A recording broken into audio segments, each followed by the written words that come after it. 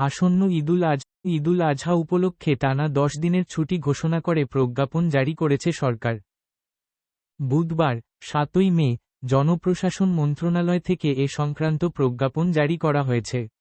সরকার পবিত্র ঈদুল আজহা উপলক্ষে 11 ও 12 জুন যথাক্রমে বুধবার ও বৃহস্পতিবার নির্বাহী আদেশে সরকারি ছুটি ঘোষণা করেছে।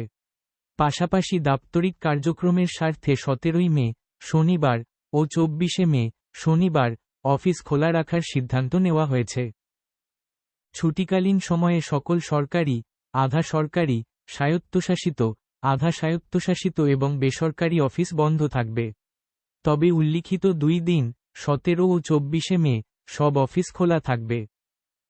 প্রজ্ঞাপনে আরও বলা হয়েছে, জরুরি পরিষেবা যেমন বিদ্যুৎ, পানি, গ্যাস ও অন্যান্য জ্বালানি, ফায়ার সার্ভিস, বন্দরের কার্যক্রম, পরিচ্ছন্নতা কার্যক্রম, টেলিফোন ও ইন্টারনেট, ডাকসেবা এবং এসব সেবার সঙ্গে সংশ্লিষ্ট যানবাহন ও কর্মীরা এই ছুটির আওতাভুক্ত হবেন না। হাসপাতাল ও জরুরি সেবা এবং এসব সেবার সঙ্গে সংশ্লিষ্ট কর্মীরাও এই ছুটির বাইরে থাকবেন।